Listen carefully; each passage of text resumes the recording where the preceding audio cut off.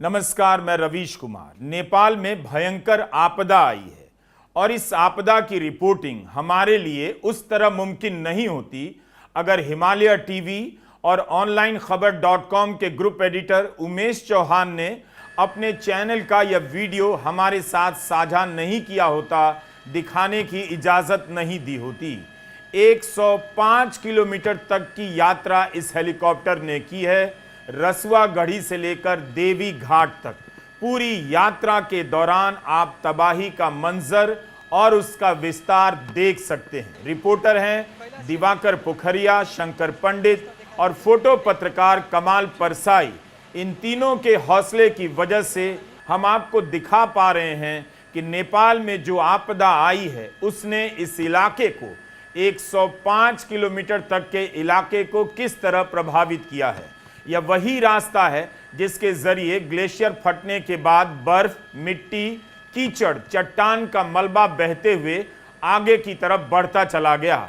दिवाकर और शंकर दिखा रहे हैं कि इन रास्तों में बनी इमारतें, बाजार, खड़ी गाड़ियां, लोग, बस्तियां सब गायब नजर आ रही हैं। सड़क की सड़क गायब है, पूरा इलाका मिट्टी में सना नजर आ रहा है।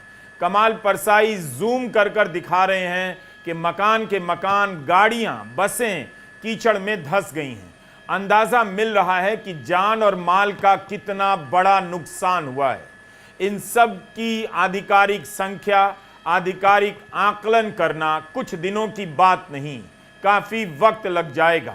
टिमुरे एक गांव है जो पूरा गायब हो गया है, रिपोर्टर बता रहे हैं। बस्ती ही उजड़ गई है। यह भी दिखा रहे हैं कि इस जगह पर हेलीपैड था, होटल था, इमारतें थीं, अब कुछ भी नहीं है। आप देख सकते हैं कि पहाड़ का कितना बड़ा हिस्सा कटकर नीचे आ गिरा है। पहाड़ों के पेड़, पत्थर सब उजड़ गए हैं। किनारे आप देखिए कीचड़ के निशान को, कितनी ऊंचाई तक गाद पहुंच गया है, भर गया है, जिसमें यहाँ की बस्तियां, होटल, गाड़ियां सब विलीन हो गई। यह जोखिम भरा रास्ता है 105 किलोमीटर का, जो हिमालय टीवी के रिपोर्टर तय कर रहे हैं। दिखा रहे हैं कि चिनको भंसार कार्यालय भी पूरी तरह गायब हो गया है। रिपोर्टर बता रहे हैं कि इससे आगे चीन का इलाका है, वहां जाने की अनुमति नहीं, इसलिए अब आपको हेलीकॉप्टर मुड़ता हुआ दिखाई दे रहा है। चीन नेपाल सीमा क्षेत्र को नेपाल तरफ रसुआ तरफ को क्षेत्र आप करीब से देख रहे हैं कि गाड़ियों की क्या हालत है। मकान की छत तक गाद भर गया है, मकान गाद में डूब गए हैं। यहां पर राहत के कार्य में लगा एक और हेलीकॉप्टर दिखाई दे रहा है जो लोगों के बीच पहुंचा है। नेपाल ने 200 से अधिक हेलीकॉप्टर राहत व बचाव कार्य में उतार दिए हैं। एक बार फिर से हेलीकॉप्टर यहां अपना रास्ता बदल रहा है और रसुआ गढ़ी बाट से होता हुआ स्याफुरबेसी तर्फ की तरफ बढ़ता है। आप देख सकते हैं कि भूस्खलन के निशान दिख रहे हैं। स्याफुरबेसी का बाजार, इसकी बस्ती की हालत देखिए, कितना कुछ बह गया है, गाद में दब गया होगा। सड़क की सड़क गायब है। बहुत सारे घर इस इलाके में सुरक्षित भी दिखाई देते हैं। लाग्दैछौँ देख्नुहोस् धुन्चे तर्फको दृश्य, तस्बिर धुन्चे तर्फको दृश्य। एक बार फिर से हिमालय टीवी का बहुत शुक्रिया। उनके रिपोर्टर के काम की वजह से हम आप दर्शकों को दिखा पा रहे हैं कि नेपाल में जो आपदा आई है उसका स्वरूप कैसा है, कितना विकराल है। इस आपदा में कई सारी पनबिजली योजनाएं ध्वस्त हो गई हैं। यह नेपाल के लिए बहुत बड़ा नुकसान है। मैलुंग में यह हेलीकॉप्टर प्रवेश कर रहा है। यहाँ हजारों करोड़ की पनबिजली पैदा करने का एक ढांचा अब बिखरा हुआ दिखाई दे रहा है। कितनी मुश्किल से यहाँ पर पनबिजली परियोजना का निर्माण हुआ होगा, पहाड़ काटे गए होंगे। अब उसी कटे हुए रास्ते से नदी का ऐसा सैलाब आया कि पनबिजली परियोजना गायब नजर आ रही है। इसके बाद अब आप देख सकते हैं नुवाकोट के बेत्रावती नदी के इलाके को, मकान के मकान गाद में डूबे नजर आते हैं। नदी लगता है आबादी के बीच आ गई है, इलाका खंडहर हो गया है। रिपोर्टर बता रहे हैं कि कुछ ही ऊंची इमारतें बची रह गई हैं। देख्न सक्छौँ पुरै डुबाएको छ। यो माथिबाट आइरहेको बेत्रावती नदी, बेत्रावती नदी यो बेत्रावती खोला उत्तरबाट आइरहेको छ र यो बेत्रावती एरिया पुरै देख्न सक्छौँ पुरै खण्डहरमा परिणत भएको छ। यह नुवाकोट की एक जेल है जहां 800 से 900 कैदी बताए जाते हैं। इस तूफान में भी संयोग से यह जेल बच गया है, कैदी बच गए हैं। यह वही पुल है जिसके बहते हुए का वायरल वीडियो आपने देखा होगा। तो इस तबाही में कई सारे पुल इसी तरह गायब हो गए। बेहद जोखिम भरी रिपोर्टिंग है, लेकिन यह रिपोर्टिंग विनाश के स्केल को समझने में मदद करती है। दिवाकर पोखरिया, शंकर पंडित, फोटो पत्रकार कमाल परसाई की रिपोर्टिंग से यह बहस तेज होनी चाहिए कि विकास के नाम पर हमने इन क्षेत्रों का जो हाल किया है, क्या हम प्राकृतिक आपदा को टाल सकते हैं, उसके नुकसान को कम करने की स्थिति में भी हैं? अगर नहीं हैं तो इसके रास्ते में बार बार अपनी योजनाएं, परियोजनाएं और इमारती निर्माणों को लेकर क्यों खड़े हो जाते हैं? आधे घंटे के भीतर अगर किसी नदी का पानी 9 मीटर तक ऊंचा हो जाए, 3 मंजिला मकान की ऊंचाई के बराबर नदी का पानी अचानक से उठ जाए, बिजली की गति से बढ़ने लग जाए, तो दुनिया की कौन सी अर्ली वार्निंग सिस्टम है जो आपको चेतावनी दे देगी कि नदी के रास्ते से हट जाइए, सैलाब आ रहा है? क्या कोई ऐसी टेक्नोलॉजी है भी तो उसका क्या हुआ, क्या फायदा हुआ? त्रिशूली नदी के किनारे बने पानी की मॉनिटरिंग करने वाले कई सारे सिस्टम इस सैलाब में बह गए हैं।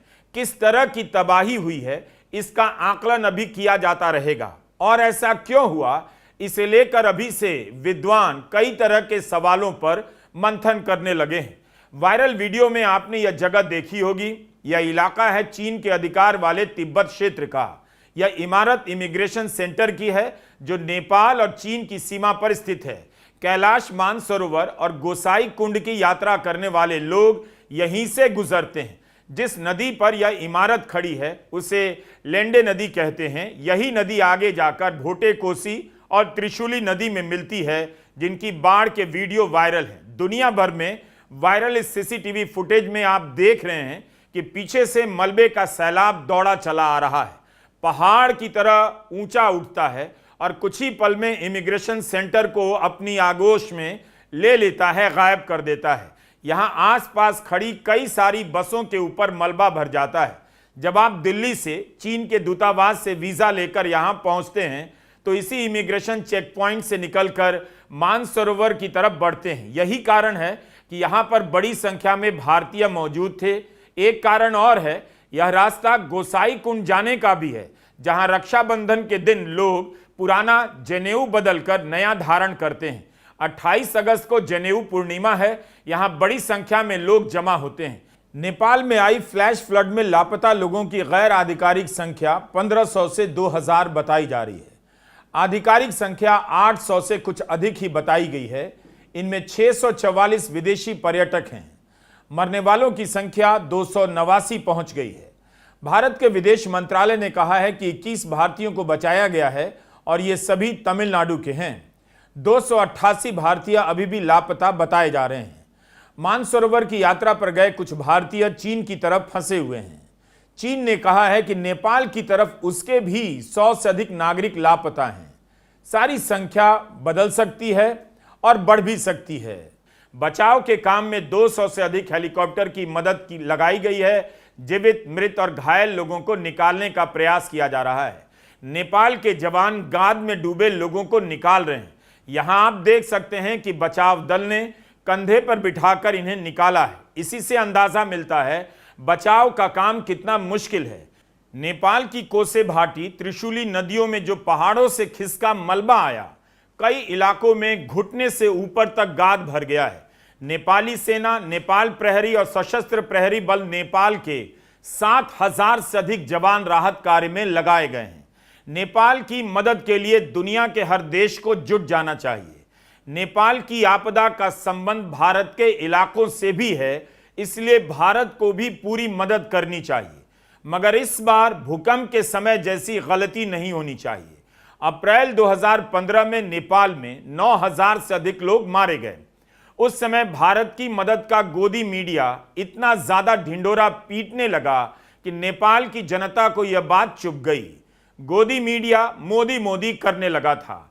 आप उस समय की रिपोर्टिंग गूगल से निकाल कर देखिए, बहुत कुछ समझने का मौका आपको मिलेगा। इस बार वैसी गलती नहीं होनी चाहिए। प्रधानमंत्री मोदी ने भी नेपाल की मदद का आश्वासन दिया है और आम भारतीयों को भी नेपाल के साथ संवेदनशीलता और पूरी ताकत के साथ खड़े रहना चाहिए। हिमालय के क्षेत्र में कोई भी देश विकास के नाम पर पहाड़ों की कटाई करता है, अंधाधुंध कटाई करता है, उसका नुकसान भारत और नेपाल की जनता को उठाना ही पड़ता है। इसीलिए आपदा का यह दुख दोनों देशों का साझा दुख है। अभी तक आई जानकारी के अनुसार सुबह 8:30 बजे के बाद हिमालय पर्वतों में ग्लेशियर का बहुत बड़ा टुकड़ा टूटकर घाटी में गिर गया।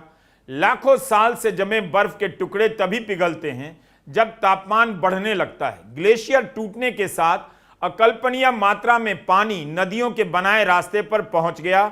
रास्ते की चौड़ाई कम पड़ने लगी तो उसे चौड़ा करने के लिए पहाड़ों को तोड़ने लग गया।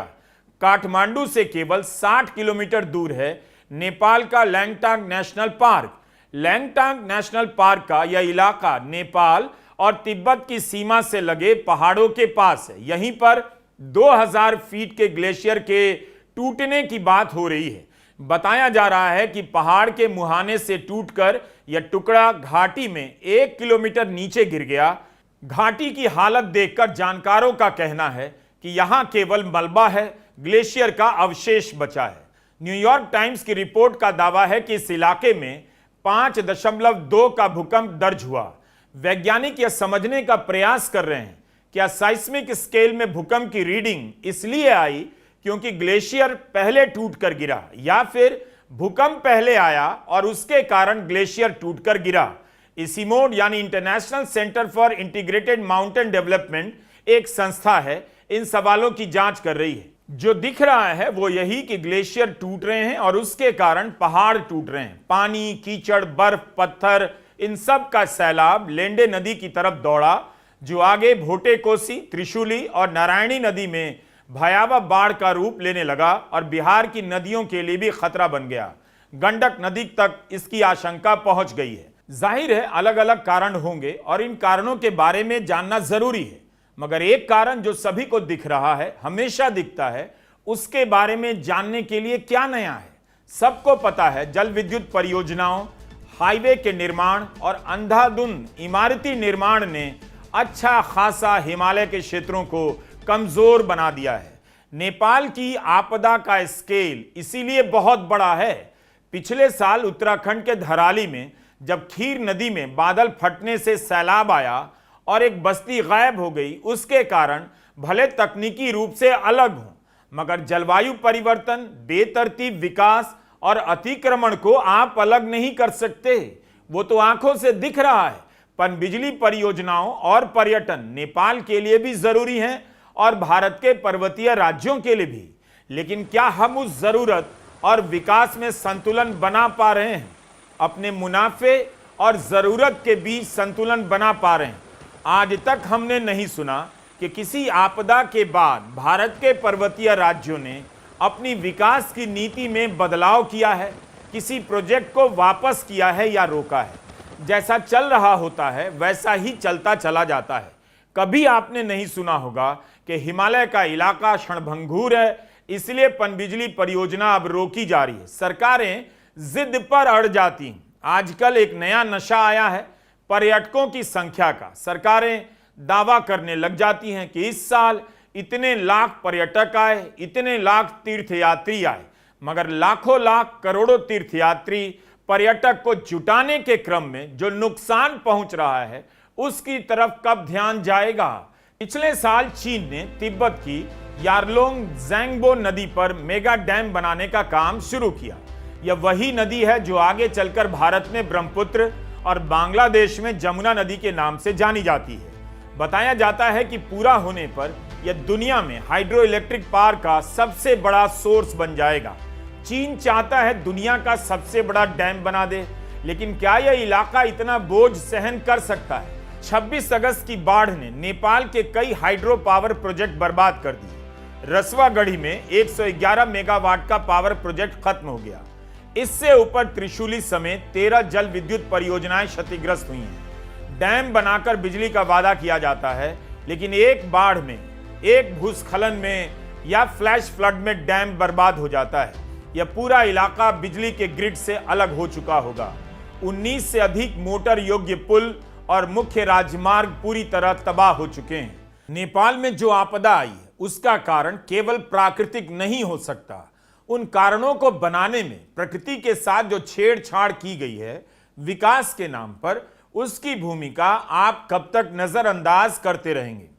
कार्बन उत्सर्जन में नेपाल का योगदान नगण्य है, लेकिन उसके कारण तापमान बढ़ रहा है, ग्लेशियर पिघल रहे हैं और नुकसान नेपाल को ज्यादा से ज्यादा उठाना पड़ रहा है। नेपाल के साथ साथ भारत को भी इन सभी चीजों पर पहले के आपदाओं के संबंध में बात हो चुकी है और इस बार भी की जा रही है। आपको अर्ली वार्निंग सिस्टम का झांसा दिया जाएगा कि आपदा की चेतावनी पहले दे दी जाएगी। पहले तो इसी को लेकर बहस होने लगी कि अगर नेपाल और चीन के बीच करार भी है तो चीन को अर्ली वार्निंग जारी करनी चाहिए थी या नेपाल को। सिस्टम तो एक ही होगा, चाहे जिसके भी हिस्से में ग्लेशियर पिघला हो। जब दोनों देशों में करार है तो कुछ कनेक्शन तो सिस्टम में भी होना चाहिए, लेकिन इस तरह की कोई चेतावनी जारी नहीं हुई। अर्ली वार्निंग सिस्टम बेकार है। वैज्ञानिकों के बयान छप रहे हैं कि कुछ दिनों से बर्फ का पिघलना देखा जा रहा था। हो सकता है इसका भी ग्लेशियर के टूटने में हाथ रहा हो। अगर यह पहले ही नोट कर लिया गया था तब फिर चेतावनी क्यों नहीं जारी की गई? Oh my God, यार।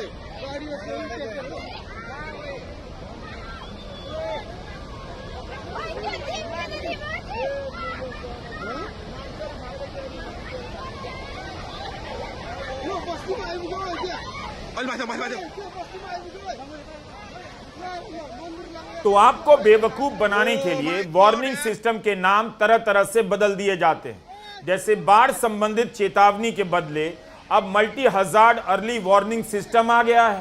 पहले बाढ़ की चेतावनी का अलग सिस्टम बना, फिर लगा कि भूस्खलन, भूकंप, ग्लेशियर से जुड़ा चेतावनी सिस्टम भी बना डालते हैं ताकि जनता को लगे सरकार कुछ कर रही है, टेक्नोलॉजी कुछ कर रही है।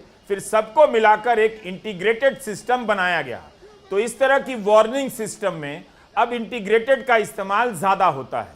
2024 में नेपाल के लिए विश्व बैंक भी $150 मिलियन की योजना मंजूर करता है और नतीजा आप देख रहे हैं।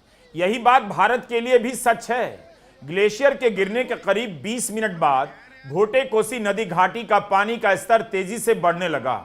आधे घंटे के अंदर ही त्रिशूली नदी कुछ जगहों पर 9 मीटर से भी ज्यादा ऊपर चली गई। नेपाल के मलेखु इलाके में आधे घंटे में पानी 7 मीटर से ऊपर चला गया। हिमालय के क्षेत्र में प्राकृतिक आपदा आप नहीं रोक सकते हैं, लेकिन उससे होने वाले नुकसानों को कम तो कर सकते हैं। नेपाल में भी, भारत में भी नदियों के रास्तों पर मकानों के निर्माण की अनुमति किसने दी? इन क्षेत्रों में सारे निर्माण अवैध नहीं होते। बहुत सारी सरकारी इमारतें भी बनी होती हैं, सरकारी कॉलोनियां होती हैं, सरकारी परियोजनाएं होती हैं। इन सब पर बात कीजिए। अब नहीं तो कब करेंगे?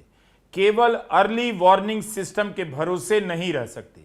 इस तरह का सिस्टम बकवास होता है। असम में भी यही देखा गया। हिमालय का एक छोर असम तक जाता है। उत्तरी असम में इस बार ऐसी बाढ़ आई जो पिछले 50 साल में नहीं आई।